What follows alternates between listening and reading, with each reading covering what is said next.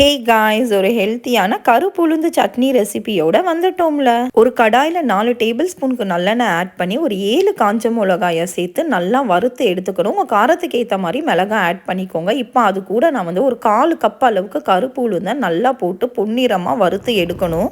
இந்த கருப்புளுந்தோட பச்சை வாசனை நல்லா மாறணும். ஒரு ஸ்லோ டு மீடியம் ஃப்ளேமை வச்சு கிட்டத்தட்ட ஒரு 7 to 8 மினிட்ஸ் நல்லா பொறுமையாக வறுத்து எடுத்து இப்போ நம்ம இன்னொரு பாத்திரத்துக்கு டிரான்ஸ்ஃபர் பண்ணி ஓரமாக எடுத்து வச்சுக்கலாம். இப்போ அதே எண்ணெயில் 7 தோல் உரிச்ச பூண்டை வந்து நம்ம சேர்த்து பூண்டு நல்லா வதங்கினதுக்கு அப்புறமா ஒரு 3 பெரிய தக்காளி எடுத்திருக்கேன். சின்ன தக்காளி யூஸ் பண்ணுறீங்கன்னா 4 எடுத்துக்கோங்க. 4 to 5 தக்காளி யூஸ் பண்ணிக்கலாம்.